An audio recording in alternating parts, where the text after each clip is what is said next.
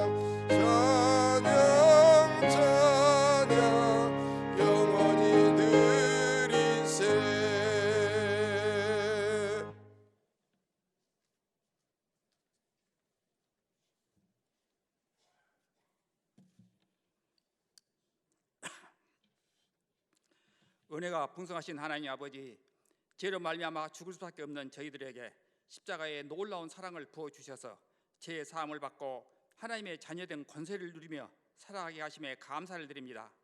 코로나 재앙으로 말미암아 우리 평범한 일상이 급변하여 답답하고 불안한 상황이지만 그래도 언제나 우리와 함께 하시며 우리를 지켜주시는 임마누엘 하나님께 감사와 영광과 정기를 올려드립니다. 오늘 거룩한 주일을 맞아 보고 싶었던 성도들과 성전에서 예배드릴 수 있도록 인도해 주심에 감사합니다. 우리 예배를 받아 주시옵소서. 지난 날을 되돌아볼 때 저희들의 죄 가운데 살아왔으면서도 저희들이 죄인인 것도 모르고 오히려 교만한 삶으로 살아온 모든 죄를 회개합니다. 성도로서 가장 소중하고 기본이 되는 하나님께 드리는 예배를 형식적으로, 습관적으로, 가시적으로 드릴 때가 너무나 많았습니다. 저희들이 성전에서 자유롭게 예배드릴 수 있다는 것이 얼마나 놀라우신 하나님의 은혜였고 축복이었는지 어리석은 저희들은 이제야 깨닫고 회개합니다. 주님, 저희들 용서해 주시옵소서. 세겜을 떠나 축복의 땅 베델로 올라간 야곱이 하나님 앞에서 잘못한 것을 모두 청산하고 예배의 제단을 쌓음으로 해서 은혜와 축복을 받은 것처럼 주님께서 연약한 저희들을 붙드셔서 거룩하고 성실한 예배자로 세워주시옵고 이제부터는 예배를 더욱 소중히 여기게 하여 주시옵소서. 사랑의 하나님, 코로나 바이러스가 지금 진정세로 돌아섰지만 조금만 방심하면 또다시 확산되고 있습니다. 주님, 이 땅에 드리워진 먹구름을 거둬주시고 주님의 생명의 빛을 비춰주시기를 간절히 기도합니다. 코로나19로 어려움을 당한 모든 사람들을 위로하여 주시옵소서. 저희들이 깨어서 기도하게 하여 주시옵소서. 골리앗 앞에 다윗처럼, 홍해바다 앞에 선 모세처럼 담대한 믿음으로 우리 모두가 코로나19를 이겨내고 하나님께 영광 돌릴 수 있도록 하나님 역사하여 주옵소서. 결실의 계절 10월입니다. 땀 흘려 일한 수고가 헛되지 않는 복을 주시고 우리의 삶의 열매도 우리의 신앙의 열매도 풍성히 열리게 하여 주옵소서. 성도들의 가정도 주님 안에서 행복한 가정, 축복의 가정이 되길 원합니다. 어려움을 겪고 있는 경제가 회복되게 하시고 일할 수 있는 직장이 많아져서 젊은이들이 꿈을 가지고 일하게 하옵소서. 육아 환경이 변하게 하시어 출생률이 높아져서 아기 울음소리가 사방에서 들리게 하시고 교회 학교 부흥을 다시 경험하게 하여 주옵소서. 오늘은 성부 하나님의 절기인 창조절 6째 주일입니다. 인간의 욕심으로 인해서 전염병이 창궐하고 자연이 파괴되고 기후가 변화되며 생태계가 무너져 내리는 등 지구 공동체의 불안한 현실을 애면하지 않게 하여 주시옵고 하나님이 주신 창조 세계와 이 땅의 생명을 잘 지켜내는 그리스도인들이 되게 하여 주옵소서. 우리 교회를 위해 기도드립니다. 주님의 핏값으로 세워주신 우리 교회를 통해서 영혼 구원의 사명 감당하게 하신 하나님께 감사를 드립니다. 우리 교회가 은혜와 말씀으로 충만하여 이 지역사회에 복음을 전파하고 세상에 십자가의 사랑을 흘려보내는 교회 되기를 원합니다. 우리 교회 젊은 세대들이 말씀과 성령으로 세워져서 믿음의 계보를 든든히 이어가게 하여 주시고 모든 지체들이 성령으로 하나 되어서 건강하게 성장하는 교회, 예수님이 원하는 교회가 되게 하여 주옵소서. 성도들의 가정과 자녀들 영육간의 강건함으로 축복해 주시옵고 병상에서 주님을 부르는 자, 경제적으로 어려운 자, 가족 문제로, 신앙 문제로, 취업 문제로 힘든 자 모두 회복시켜 주셔서 함께 예배드리고 교회에 헌신하는 기쁨을 주옵소서. 박강현 목사님께 성령 기름 부어 주셔서 영육간의 강건함 주시고 영적 분별력과 말씀의 능력을 더하셔서 영혼을 살려내는 선한 목자 되게 하여 주옵소서. 부목사님에게도 성령 충만함으로 맡은 사역을 통하여 풍성한 열매 맺게 하여 주옵소서. 이 시간 목사님이 말씀 전하실 때 저의 마음을 활짝 열어 은혜받게 하시고 세상 속에서 그리스도의 향기로 살아가게 하여 주옵소서. 예수님의 이름으로 기도드립니다. 아멘.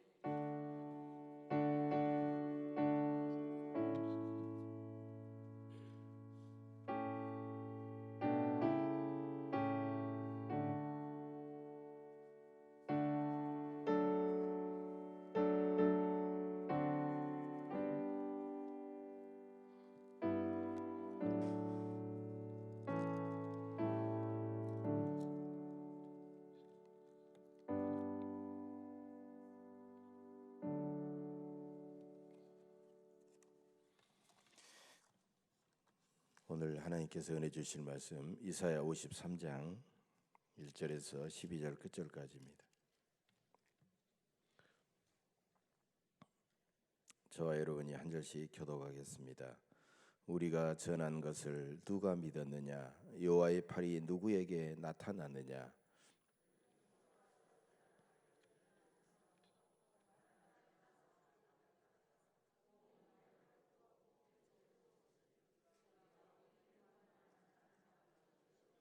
그는 멸시를 받아 사람들에게 버림받았으며 간고를 많이 겪었으며 질고를 아는 자라. 마치 사람들이 그에게서 얼굴을 가리는 것 같이 멸시를 당하였고 우리도 그를 귀히 여기지 아니하였도다.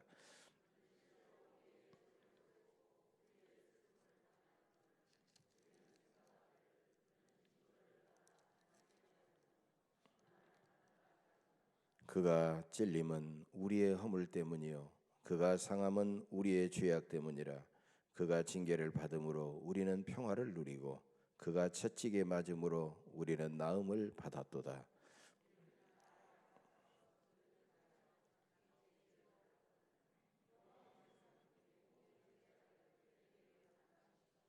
그가 곤욕을 당할 때 괴로울 때에도 그의 입을 열지 아니하였으며 마치 도수장으로 끌려가는 어린 양과 털 깎는 자 앞에서 잠잠한 양같이 그의 입을 열지 아니하였도다.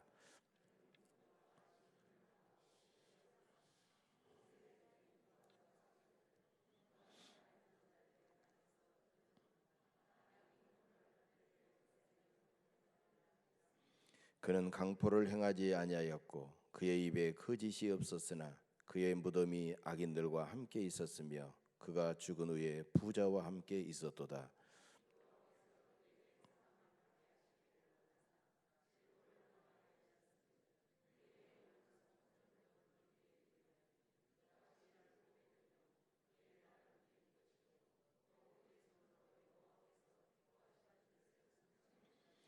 그가 자기 영혼에 수고한 것을 보고 만족하게 여길 것이라. 나의 의로운 종이 자기 지식으로 많은 사람을 의롭게 하며 또 그들의 죄악을 친히 담당하리라.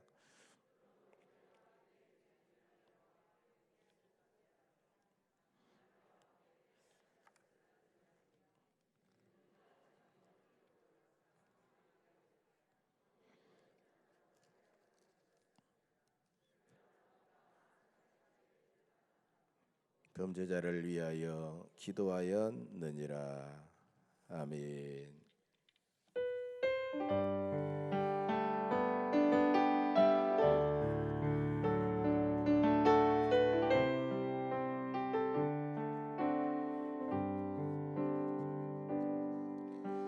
보혈을 지나 하나님 품으로 보혈을 지나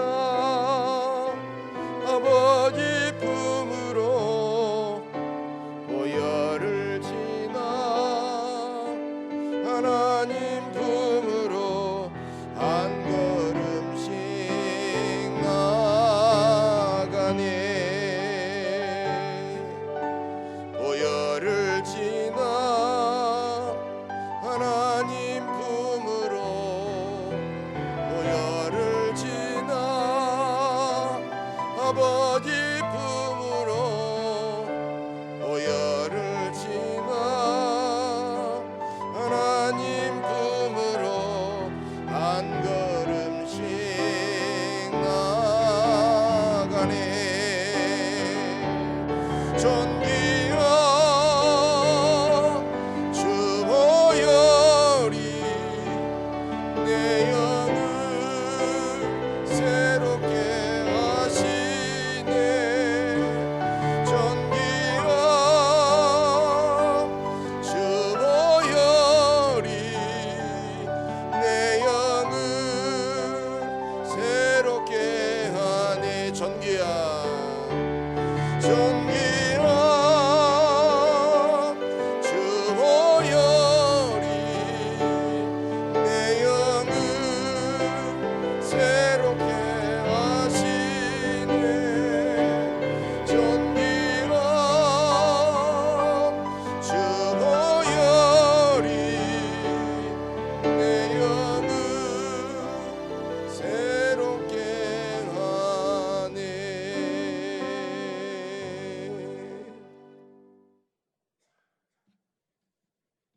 오늘 이사야에서 함께 은혜 나눌 설교 제목은 우리 대신 형벌을 받으신 하나님입니다.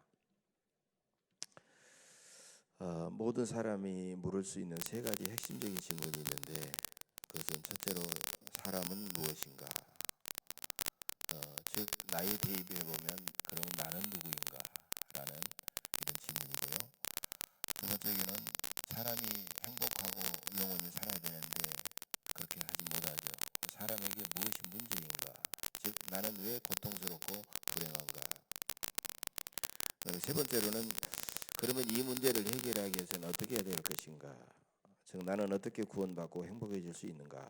이 세 가지 물음은 어떤 개인에게도, 공동체에게도, 그 다음에 어떤 종교에도 물을 수가 있다는 겁니다. 이 질문에 어떻게 대답하느냐에 따라서 그 개인과 공동체와 그 종교는 자기 색깔을 드러내고 가치관과 세계관이 거기서 드러나게 돼 있다는 겁니다. 기독교는 이렇게 대답하죠. 그러면 기독교는 이 물음에 어떻게 대답하는가? 첫째로 나는 누구인가? 나는 하나님이 만드신 피조물이다. 바로 이것은 하나님의 창조의 역사죠. 두 번째로 그럼 나에게 무엇이 문제인가? 나는 하나님의 피조물이지만 하나님께 반역하고 죄를 짓고 타락했다. 이것은 타락의 문제입니다. 세 번째로 그러면 내가 가지고 있는 이 죄의 문제를 어떻게 해결할 것인가? 나는 예수를 믿어야만이, 예수를 믿고 예수님을 나의 구주로 영접해야만이 나는 구원받고 행복해질 수 있다. 그렇기 때문에 사람에게 가장 중요한 문제는 바로 이 죄의 문제라는 겁니다. 죄의 문제를 해결하지 않으면 아무것도 되지 않는다는 거죠.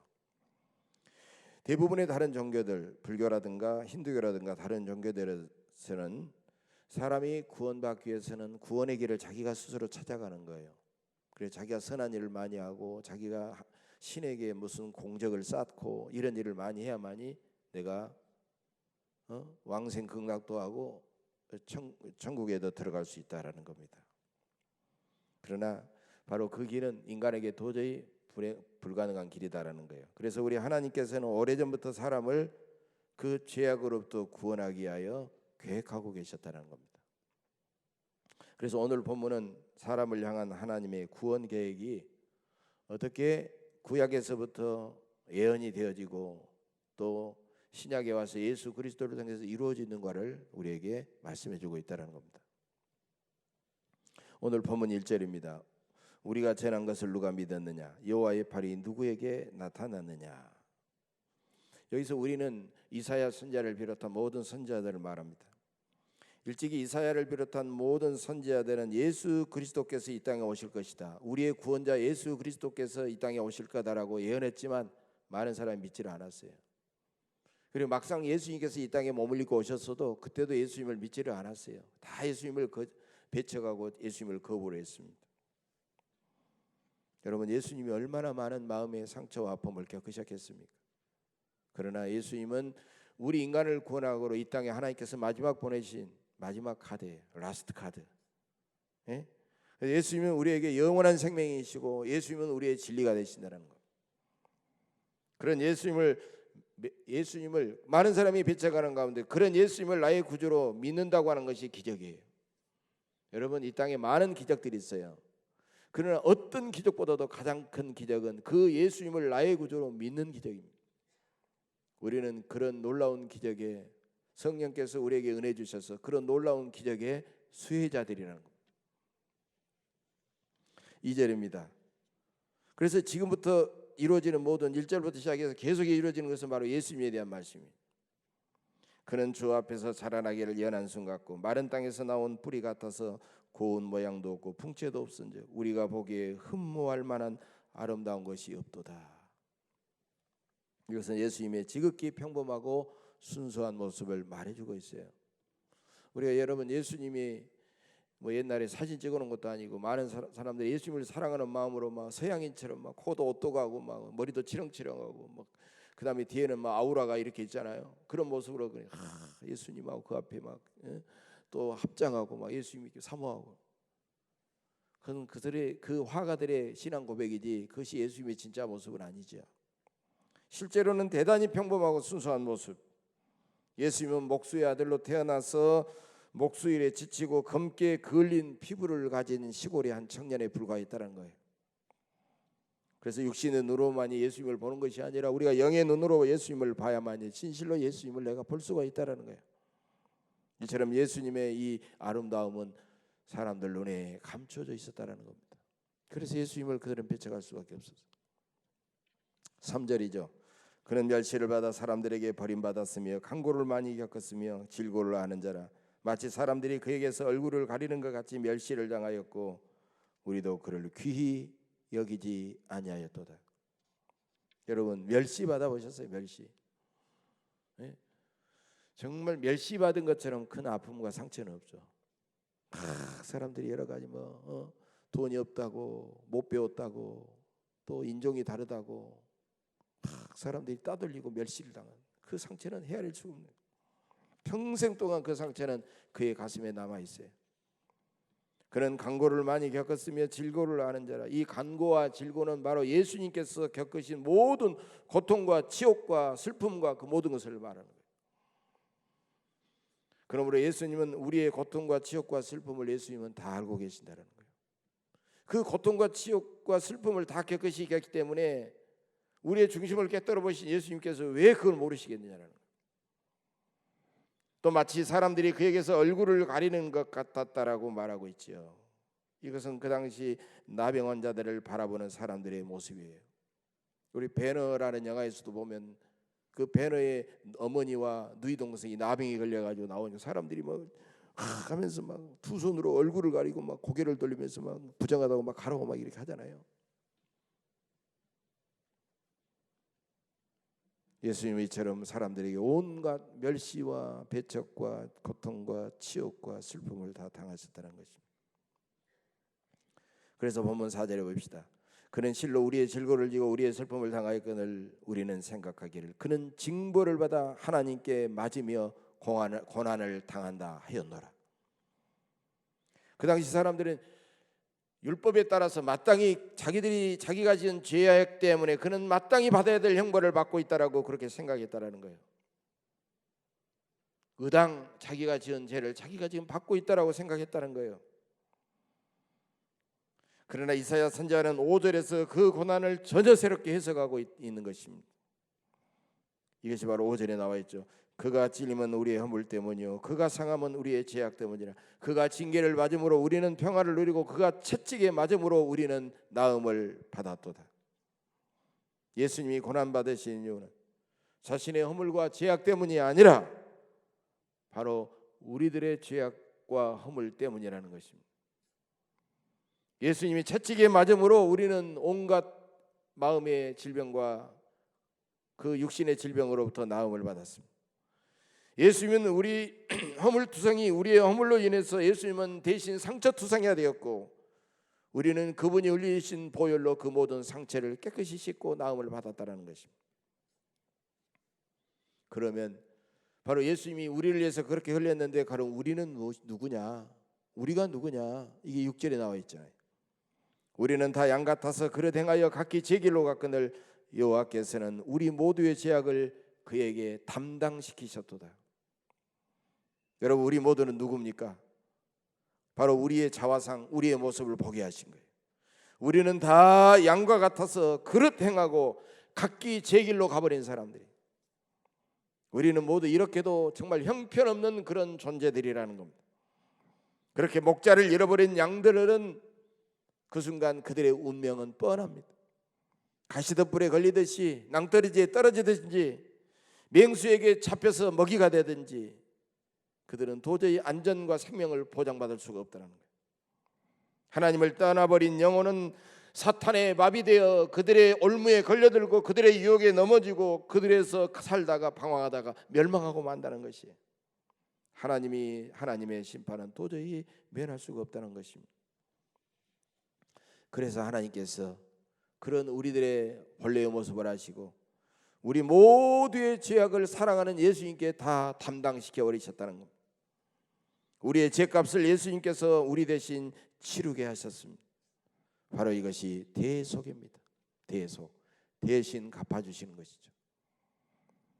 여러분, 죄인은요 다른 사람의 죄를 대신 갚을 수가 없습니다. 어떤 살인범이 다른 살인범의 죄값을 대신 갚을 수가 없어요. 자기가 지금 살인범인데 자기 살인범의 죄를 치르기도 벅차고 어려운 사람이에요. 자기의 살인죄도 대신 할 수도 없는데 어떻게 대신 다른 사람의 살인죄를 갚을 수가 있겠습니까? 다른 죄인을 대신해서 죽을 수 있는 사람은 이 땅에 전혀 없습니다. 죄가 없어야 되기 때문에. 그래서 하나님은 전혀 죄가 없으신 예수님을 우리를 구원하시게 하여 아버지 하나님 눈을 질것 감으시고 사정없이 십자가에 내어 주셨다는 것입니다. 바로 여기에 기독교의 위대한 구원의 교리가 있는 거죠. 많은 사람들이 방황하다가 죄악에 지쳐 있다가 이 말씀을 읽고 많은 사람들이 위로를 받고 소망을 갖고 구원을 받게 되는 것입니다. 어떤 기독교인이 있었는데요, 아버지에게 평생 동안 전도를 해도 아버지가 마음이 너무 다쳐가지고 완악해서 전혀 그냥 믿지를 않는 거예요. 이제 아버지가 운명하시게 됐습니다. 가쁜 숨을 몰아쉬면서 아버지가 막 이제 세상을 떠날 날이 얼마 남아있지 않았어요. 근데 그 아버지는 또 얼마나 성격이 또 섬세하신 분인지, 아들아 내가 죽거든 어디다 묻고 장례식은 이렇게 하고 뭐 다 자세하게 또 미리 다 알려주시는 거예요. 그러자 아버지가 이제 세상 떠나면 아버지에게 복음 전할 기회가 없잖아요. 아들은 아버지를 위해서 평생 기도했는데 그 순간 마음에 성령의 감동이 왔습니다. 그래서 아버지에게 이렇게 말했습니다. 아버지가 일러주신 대로 아버지의 장례식을 잘 치르겠습니다. 그런데 아버지의 육신은 그렇게 그곳에 장사되겠지만 아버지의 영혼은 어디로 가시겠습니까? 아버지의 영혼은 어디로 가시겠습니까? 알턱이 있나요? 그래서 아버지는 갑자기 얼굴이 심각해지고 가쁜 숨을 몰아쉬면서 얼굴이 심각해지고 어두운 표정이 되면서 그건 나도 모르지 그러는 거예요. 그때 이 아들은 갑자기 성령의 깊은 감동이 와가지고 이사야 53장 바로 이 6절의 말씀을 기억해요. 6절의 말씀을 기억한 거예요. 우리는 다 양 같아서 각기 지 길로 갔거늘 아버지께 하나님께서는 우리 무리의 죄악을 그에게 다 담당시키셨도다. 바로 이 말씀을 전하면서 요한복음 3장 16절의 말씀을 또 아버지에게 다 지시를 했어요. 아버지 예수님을 지금 영접하셔야 됩니다. 예수님을 믿으셔야 됩니다. 그래야 아버지의 육신은 묻히지만 아버지의 영혼은 천국에 갈 수가 있습니다. 아버지 제발 그렇게 해주세요. 울면서 하니까 아버지가 눈물이 차라락 흘리더니 고개를 끄덕끄덕 지르는. 그래서 목사님을 불러다가 세례를 받고 아버지는 평안하게 천국에 가셨다는 것입니다. 7절입니다. 그가 곤욕을 당하여 괴로울 때도 그의 입을 열지 아니하였으며 마치 도승어장으로 끌려가는 어린 양과 털 깎는 자 앞에서 잠잠한 양과 같이 그의 입을 열지 아니하였도다. 여러분, 예수님은요 자신의 죄 때문에 억울하게 끌려가는 게 아니에요. 끌려다니면서 재판받고 억울하게 죽는 것이 아니에요. 온갖 곤욕과 시문을 다 받으셨어요. 그러나 예수님은 내가 죽어야 인간이 살아나기 때문에, 내가 죽어야 하나님의 뜻을 이루기 때문에 끝까지 예수님은 침묵하셨다라는 거예요.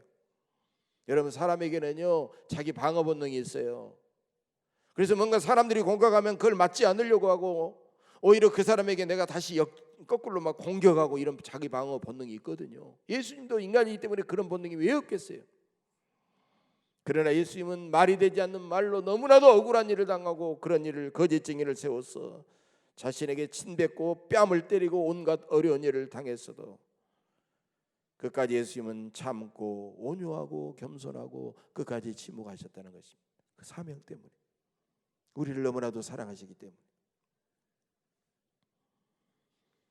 그래서 8절에 보면 그는 곤욕과 신문을 당하고 끌려갔으나 그 세대 중에 누가 생각하기를 그가 살아있는 자들의 땅에서 끊어지면 마땅히 형벌받을 내 백성의 허물 때문이라 하였으리요. 예수님은 곤욕과 신문을 다 받으셨다라는 거예요. 그렇지 않으면 자기 백성이 결국은 형벌을 받기 때문입니다. 그러나 그 시대 사람들은 예수님이 받으신 형벌을 바로 자신들의 죄악 때문에 받으셨다라고 아는 사람이 누가 있느냐라는 거예요. 사람들은 자기가 잘나고 자기가 의롭고 선한 일을 해서 구원받는다라고 생각하기 때문이라는 겁니다. 그러나 예수님은 우리 대신 십자가에서 온갖 곤욕과 신문을 끝까지 다 받아내셨다는 것입니다. 9절입니다. 그래서 예수님이 이렇게 하셨죠. 그는 강포를 행하지 아니하였고 그의 입에 거짓이 없었으나 그의 무덤이 악인들과 함께 있었으며 그가 죽은 후에 부자와 함께 있었도다. 여러분, 여기서 강포라고 하는 것은요, 사람에게 가해지는 온갖 폭력을 말하는 거예요. 폭력이라는 것은 말로 하는 폭력이 있고 행동으로 하는 폭력이, 물리적인 폭력이 있어요. 예수님은 그 온갖 언어적인 폭력과 그런 행동의 그런 폭력을 다 받으셨지만 예수님은 우리를 사랑하시고 사명이 있었기 때문에 예수님은 조금도 폭력으로 대항하지 않으셨다는 겁니다. 우리는 가끔 이런 말을 하죠. 나는 원래 선한 사람이었어. 저 사람이 나를 성질나게 했고 저 사람이 나를 악하게 만들었어. 나는 원래 착한 사람이었어. 그런데 내가 세상에 나가서 살다가 세상이 나를 악하게 만들었어. 여러분, 이것은 자랑이 아니에요. 이것은 자기 변명이 될 수가 없는 거예요. 예수님은 모든 폭력을 폭력으로 조금 더 대항하지 않으셨고 오히려 예수님은 악을 선으로 이기셨다는 것입니다. 그래서 그의 무덤이 악인들과 함께 있었으며 그가 죽은 후에 부자와 함께 있었도다. 여러분, 십자가형을 집행한 사람들은요, 예수님을 가장 세상에서 흉악한 죄인으로 몰기 위해서요, 예수님을 장사도 지내지 않았습니다. 그래서 예수님의 시신을 들판에다가 그냥 방치해 두면 와서 새들이 와서 뜯어먹고 늑대가 와서 뜯어먹고 들깨가 와서 뜯어먹고 끝나는 거예요. 그러나 하나님의 섭리로 예수님의 몸은 부자 아리마대의 요셉이 자기가 죽어서 들어갈 무덤에 예수님을 그곳에 장사 지냄으로 말미암아 예수님은 그런 새 무덤에 매장되었고 3일 후에 부활하실 수 있었다는 것입니다. 10절입니다. 여호와께서 그에게 상함을 받게 하시길 원하사 질고를 당하게 하셨은즉 그의 영혼을 속건 제물로 드리기에 이르면 그가 씨를 보게 되며 그의 날은 길 것이요 또 그의 손으로 여호와께서 기뻐하시는 뜻을 성취하리로다. 이 말씀은 하나님께서 독생자 예수 그리스도를 십자가에 매 달도록 허락하셨다라는 것입니다. 예수님이 어떻게 이 땅에 와서 어떻게 하다 보니까 십자가에 달리신 것이 아니라 하나님께서 허락하셨기 때문에 그곳에 매달리셨다는 거예요. 예수님은 운이 나빠서, 예수님은 무능해서 십자가에 죽으신 것이 아니에요. 실제로 복음서에 보세요. 실제로 제자들에게 내가 이 일을 하면 아버지의 뜻을 이루지 못하리라. 내가 하늘에 12덩이가 넘는 천군 하늘의 군사를 동원해서 저들을 일거에 무찌를 수 없었단 말이냐, 그렇게 말하잖아요. 만약에 예수님께서 하늘의 군사를 동원해서 노마를 무찌르고 그들을 구원했다면, 그들을 살려냈다고 하면은요, 우리는 구원받을 수가 없었던 것입니다. 그래서 하나님은 우리를 위해서, 우리를 구원하기 위해서 독생자를 십자가에 속건제물로 내어주셨다는 것입니다. 여러분, 속건제물은 나의 죗값을 대신 치르는 희생의 제물입니다. 예수님은 우리를 위한 속건제물이 되셔서 우리를 구원하시고 하나님과의 관계를 화평하게 하셨다는 것입니다. 또 그가 씨를 보게 되며 그랬습니다. 여기에 씨는 뭐겠어요? 바로 예수님의 십자가 죽음으로 구원받은 영적인 후손들을 말하는 거예요. 구원받은 후손들, 바로 여러분과 저를 가리키고 있는 것입니다. 예수님의 십자가의 죽음으로 하늘의 미랄로 땅에 떨어졌지만은 그 하늘의 미랄이 바로 수많은 씨들을, 수많은 믿음의 후손들의 영적 후손들을 두셨다라는 것입니다. 또 그의 날은 길 것이요 그랬습니다. 사람들은 예수님이 십자가 죽음으로 이제는 끝났다라고 생각했지만 오히려 주님은 3일 만에 죽음에서 부활하시고 하늘에 승천하시고 하나님의 보좌 우편에서 영원히 세상을 다스리시며 수많은 사람들을 지금도 구원하고 계신다는 것입니다. 11절입니다. 그가 자기 영혼에 수고한 것을 보고 만족하게 여길 것이라. 나의 의로운 종이 자기 지식으로 많은 사람을 의롭게 하며 또 그들의 죄악을 친히 담당하리로다. 예수님은요, 십자가를 지시는 자기 영혼의 수고에 대해서 만족하셨다라는 것입니다. 그래서 예수님은 십자가에서 운명하시면서 그런 누구를 저주하거나 후회하거나 이렇게 하지 않고 여러분 요한복음에 보면 마지막에 예수님께서 숨을 거두시면서 다 이루었다라고 그렇게 말씀하시면서 세상을 떠나셨어요. 이제 십자가의 보혈로 나를 믿는 자는 죽어도 부활할 것이다. 나를 믿는 자는 영원한 생명을 얻게 될 것이다. 예수님은 자기 영혼의 수고에 대해서 크게 만족하셨다는 것입니다. 또 의로운 종이 자기 지식으로 많은 사람을 의롭게 하며, 여기에 있는 자기 지식은 예수님의 십자가 복음을 가리킵니다. 많은 사람들이 십자가 복음을 믿고 열방의 복음을 전하면서 하나님의 의로운 자가 되어서 살아가게 될 것이다 라는 놀라운 말씀이에요. 여러분, 예수님의 꿈은 딱 두 가지입니다. 예수님의 꿈은 바로 십자가요, 다른 하나는 교회입니다. 예수님이 십자가로 우리를 구원하시고 구원받은 우리들을 통하여 교회를 이루시고 구원의 복음을 교회를 통하여 열방의 복음을 전함으로써 수많은 사람들을 하나님 나라의 백성으로 삼아 주시는 겁니다. 그러므로 이 땅의 모든 교회의 꿈과 비전은 어떤 사람이 세우는 꿈과 비전이 아니에요. 어떤 카리스마가 있는 목회자가 세우는 꿈과 비전이 아니에요. 바로 주님의 십자가에서 나오는 꿈과 비전임을 우리는 알아야 되는 것입니다. 마지막 12절입니다. 그러므로 내가 그에게 존귀한 자와 함께 몫을 받게 하며 강한 자와 함께 탈취한 것을 나누게 하리니, 이는 그가 자기 영혼을 버려 사망에 이르게 하며 범죄자 중 하나로 헤아림을 받았음이니라. 그러나 그가 많은 사람의 죄를 담당하며 범죄자를 위하여 기도하였느니라. 죽음을 이기시고 부활하신 주님은 존귀한 자들과 함께 전리품을 나누셨다는 거예요. 여러분, 여기서 존귀한 자들이 누굽니까? 주님의 십자가의 복음을 믿고 구원받은 바로 여러분과 저를 가리키고 있는 거예요. 우리는 주님의 전리품을 함께 나누는 거룩한 사람들입니다. 주님께서는 십자가에서 어둠의 권세를 이기시고 그 승리의 기쁨과 영광과 권능을 주님의 백성들과 지금도 함께 나누고 계신 줄로 믿습니다. 그래서 주님의 승리는 우리의 승리입니다. 십자가의 보혈의 은혜를 믿으면 우리에게도 그 동일한 권능이 임하여 우리의 마음의 질병과 육체의 질병을 깨끗이 치료해 주실 줄로 믿습니다. 그래서 우리는 질병에 걸리고 실패하고 시험당하고 넘어질 때마다 우리는 십자가 앞에 나와서 그 보혈의 은혜를 믿고 우리가 살아가야 됩니다. 이는 그가 자기 영혼을 버려 사망에 이르게 하며 범죄자 중 하나로 헤아림을 받았음이니라. 어떤 사람은 이렇게 묻습니다. 많은 기독교 순교자들은 그 장작대미 위에서도 짝두 위에서도 창 앞에서도 담대하게 예수님을 증언하고 죽었는데, 정작 예수님은 왜 그렇게 겟세마네 동산에서 막 두려워하면서 아버지여 이 잔을 제게에서 지나가게 해달라고 그렇게 기도했는지 모르겠다고 많은 사람들이 그렇게 묻습니다. 여러분, 그러나 주님의 고난은 자기의 영혼까지 아버지와 끊어지는 처절한 고난입니다. 예수님은 인류의 죄를 해결하시라고 영원히 함께 하시는 성부 아버지 하나님께로부터 완전히 버림을 받으신 고난을 당하셨어요. 결국 예수님은 죽음을 이기셨기 때문에 예수님 이후의 순교자들은 예수님의 그 놀라운 권능을 의지하여 그들은 담대하게 순교할 수 있었다는 것입니다. 오늘날에도 주님의 일을 하다가 너무 고통스럽고 힘들면 절망하고 포기하고 싶지만, 우리가 다시 한번 내가 일어서면 안 되지, 내가 이러면 안 되지, 다시 오뚜기처럼 벌떡 일어설 수 있는 이유는 자기 의지와 자기 능력이 아니에요. 주님의 십자가 은혜에 내가 감사하고 그 십자가의 능력이 지금도 나를 향하고 있음을 내가 굳게 믿기 때문입니다.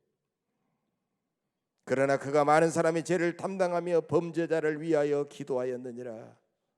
이것은 주님께서 지금도 행하고 계신 위대한 중보기도의 사역입니다. 주님은 십자가 위에서도 자기를 못 박는 자들을 위해서 아버지께 기도하셨습니다.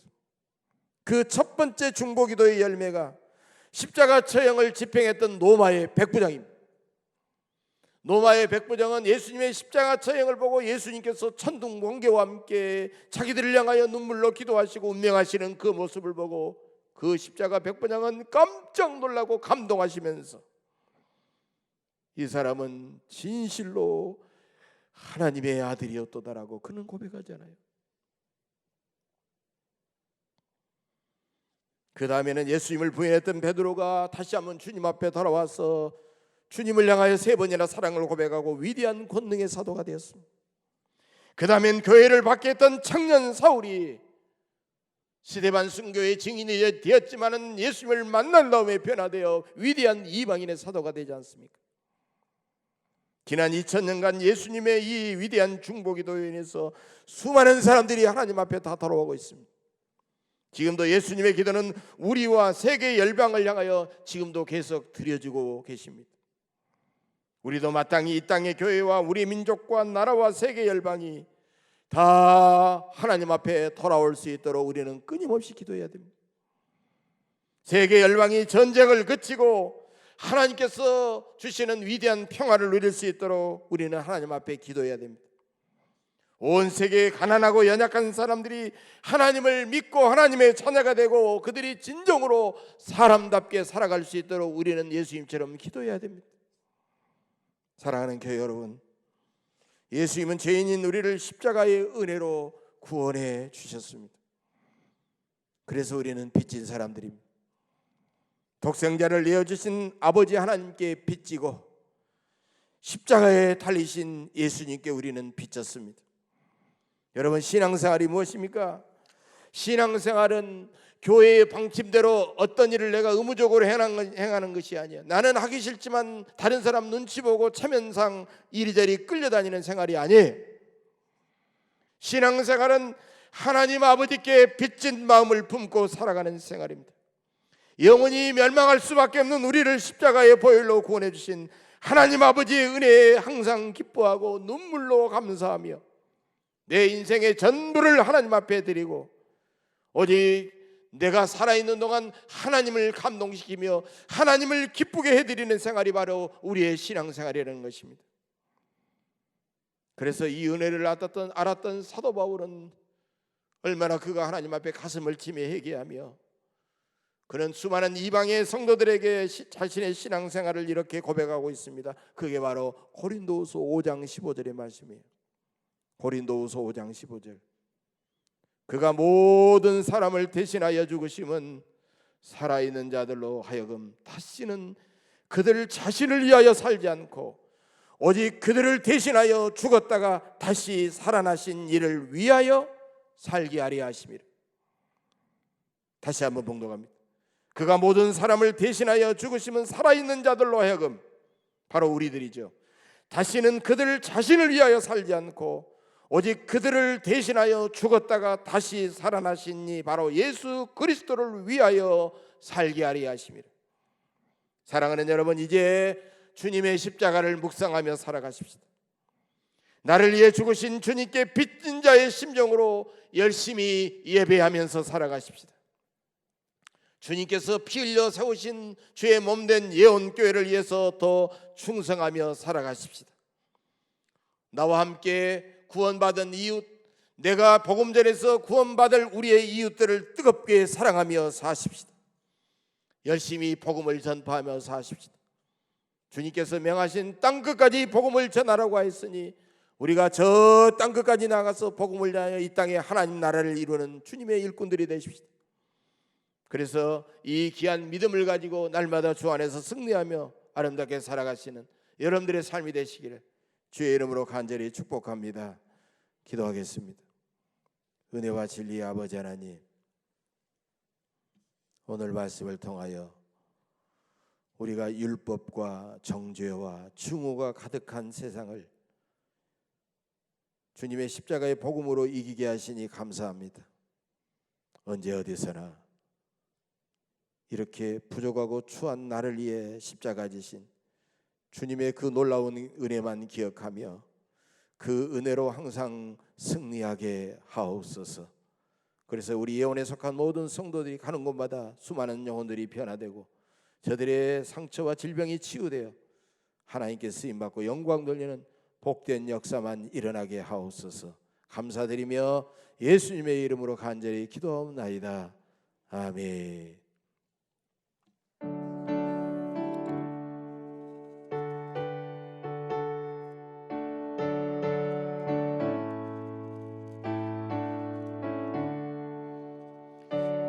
당신 하나님의 사랑 말로 다 형용 못하네.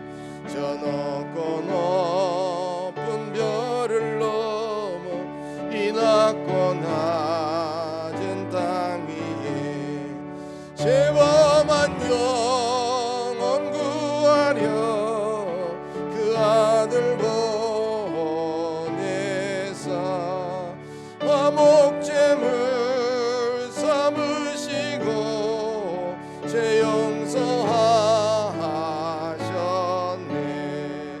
하나님 크신 사랑은 증량 다 못하네. 영원히 변치 않는 사랑 성도여 찬양하세. 괴로운 시절 지나가고 땅 위에 영화세 할 때 주 믿지 않던 영혼들은 큰 소리 외쳐 울어도 주 믿는 성도들에게 큰 사랑 베푸사 우리의 죄 사했으니 그 은혜 잊을까. 하나님 크신 사랑은 증량 다 못하네. 영원히 변치 않는 사랑 성도여 찬양하세. 하늘을 두루마리 삼고 바다를 먹물 삼아도 한없는 하나님의 사랑 가기로 갈 수 없겠네. 하나님의 크신 사랑 없을까. 저 하늘 높이 쌓아도 채우지 못하리.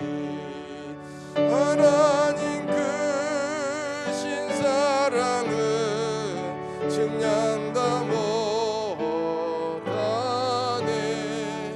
영원히 변치 않는 사랑 성도여 찬양하세.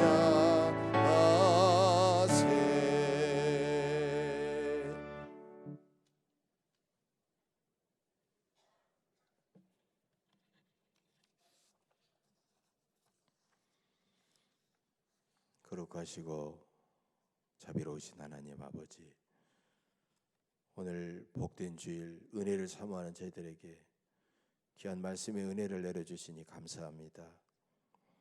한 주간 세상에 나가서 주님의 청지기로 이웃을 섬기며 하나님의 영광을 드러내게 하시고 우리의 의식주 삶에 필요한 모든 물질을 풍성하게 내려주셔서 주님 앞에 감사를 드립니다. 주 앞에 나올 때 빈손으로 나오지 않고 정성을 다하여 주님 사랑하는 마음으로 또 감사하는 마음으로 귀한 예물을 담아 이 시간 주 앞에 드리오니 하나님 받아 주시옵소서. 하나님 물질을 드리는 손길마다 축복하셔서 저들의 가정과 사업이 참으로 30배, 60배, 100배의 놀라운 소출을 거두게 하시고 날로 날로 저들의 생업이 번창하게 하옵소서. 저들의 삶의 감사의 조건이 더 많아지게 하옵소서. 물질의 종이 되거나 물질 때문에 시험 들거나 죄를 범하지 않게 하옵소서. 주어져 주신 물질로 이웃을 더 많이 구제하고 선한 일에 힘쓰며 하나님께 드려 큰 영광 돌리게 하옵소서. 주께서 하늘문을 여시고 직접 받으셔서 축사하시고 이 예물이 천배 만배 쓰여져서 우리 주변부터 땅끝까지 복음이 전파되어 수많은 영혼들이 구원받게 하옵소서. 상처받은 영혼들이 주님의 사랑을 경험하고 그 상처와 질병이 깨끗이 치유되게 하옵소서. 하나님 이 시간 여호와 라파의 은총을 베풀어 주시기를 원합니다. 여러 가지 지병으로 또 마음의 상처로 코로나19로 고통당하는 수많은 영혼들에게 하나님께서 찾아가셔서 그 능력의 손길로 어루만져 주심으로 모든 병마가 떠나가게 하옵소서. 우리를 위하여 십자가에서 죽으신 예수님의 놀라운 능력이, 죽음에서 부활하신 그 능력이 저들에게 임하여 하나님 모든 질병이 깨끗하게 나아서 더 강건해지게 하시고 힘있게 주의 사역을 잘 감당하게 하옵소서. 감사드리며 예수님의 이름으로 축복하며 간절히 기도하옵나이다. 아멘.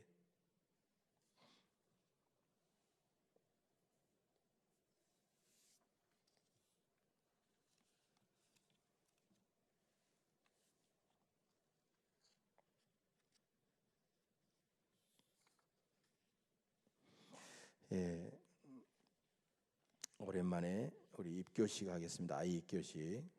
우리 김한 집사님, 김성은 집사님 아들, 이름이 김지용입니다. 김지용, 우리 아기. 예, 우리 다 함께 아기를 축복하면서 우리 기도하도록 그렇게 하겠습니다.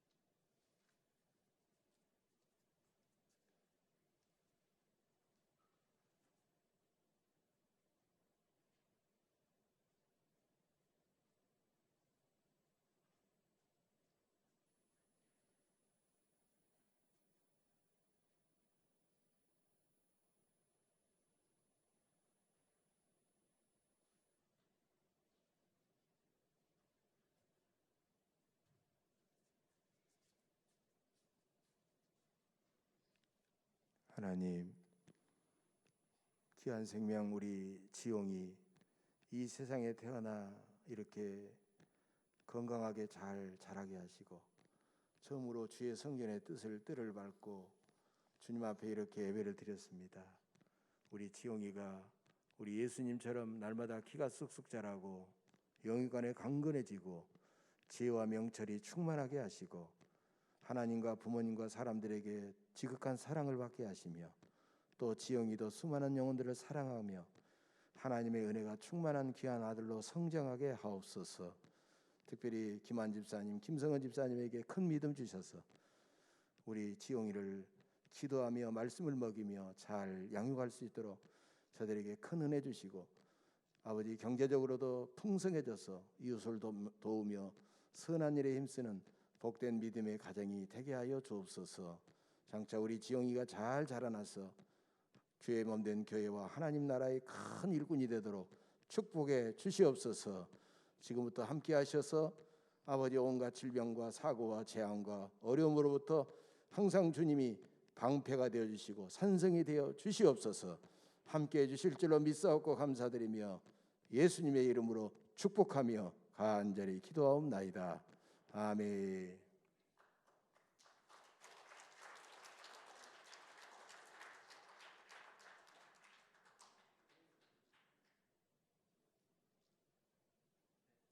박수 한번 보내주십시오.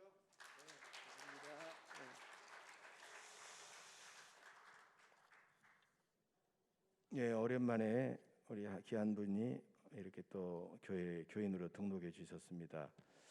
우리 김영식 성도님께서 오늘 교회 지금 3주 전부터 교회 나오셨는데요. 우리가 잘 아시는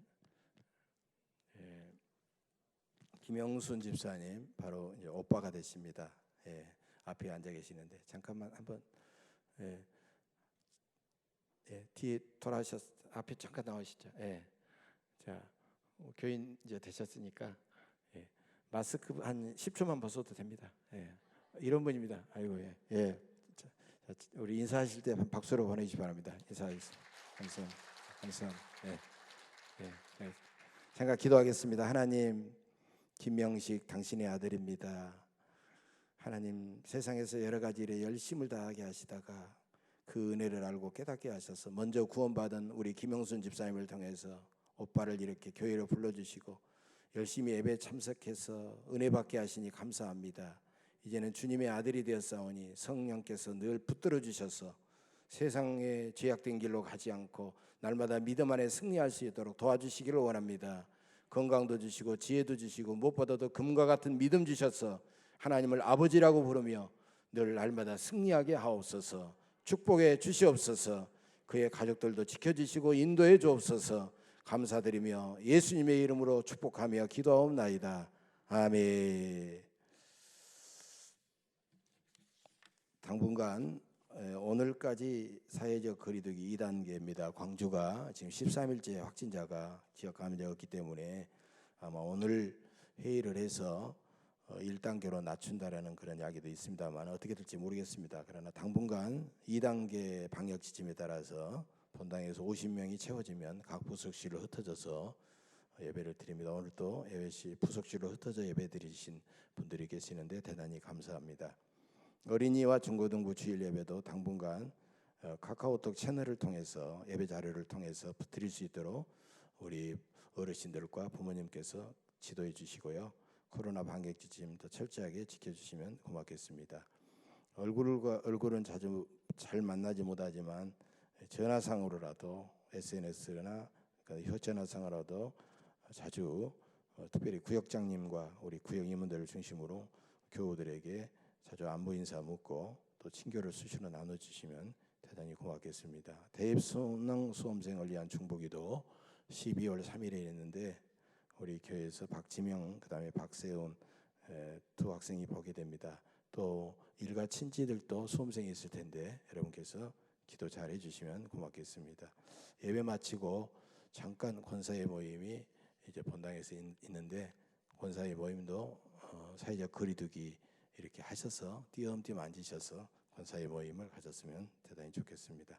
우리 앞뒤 둘러보시면서 서로 이제 손 한번 흔들어 주시고 우리 당신 덕분입니다. 예, 평안하셨습니까? 감사합니다. 예, 인사하십시다.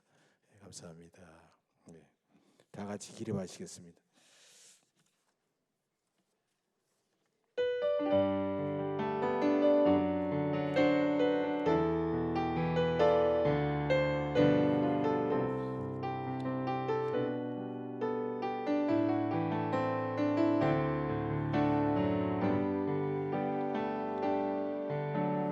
아버지 사랑 내가 노래해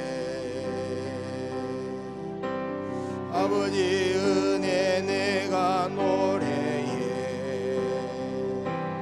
그 사랑 변함없으신 거짓 없으신 성실하신 그 사랑 상한 갈 때 꺾지 않으시는 꺼져가는 등불 끄지 않는 그 사랑 변함없으신 거짓 없으신 성실하신 그 사랑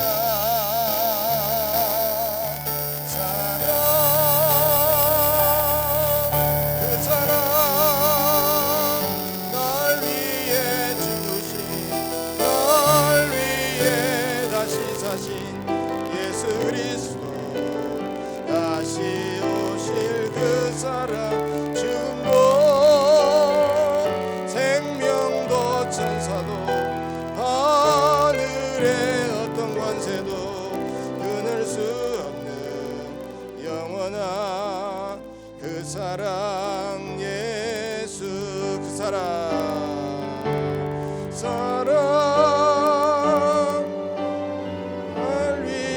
죽으신 날 위해 다시 사신 예수 그리스도 다시 오실 그 사랑 죽음도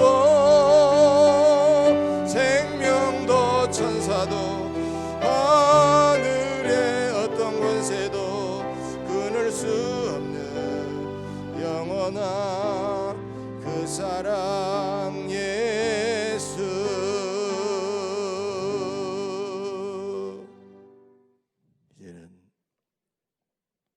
우리를 죄와 죽음의 세력에서 구원하게 하여 이 땅에 몸을 입고 오셔서 십자가에서 죽으시고 부활하시고 승천하시고 하나님 보좌 우편에서 지금도 우리를 위하여 중보 기도하고 계시는 우리 주 예수 그리스도의 한없는 은혜와 우리를 구원하시려고 독생성자를 아끼지 않고 이 땅에 보내주신 아버지 하나님의 만극하신 사랑과 이 사랑과 이 은혜를 늘 깨닫게 하시고 감화 감동시켜 주시는 성령님의 내주 충만 교통 위로 역사하심이 오늘도 주신 말씀 마음에 새기며 항상 하나님 은혜에 감사하며 늘 주님을 위해서 죽도록 충성하게 나로 결단하며 세상에서 복음 전하며 이웃을 사랑하며 더 아름답고 복되게 살기를 원하는 우리 예원교회 모든 믿음의 권속들 심령 위에와 흩어져 있는 사랑하는 모든 자녀손들과 저들의 가정과 산업 위에 일터 위에 지금으로부터 영원 무궁토록 함께 계시옵시기를 간절히 축원하옵나이다. 아멘.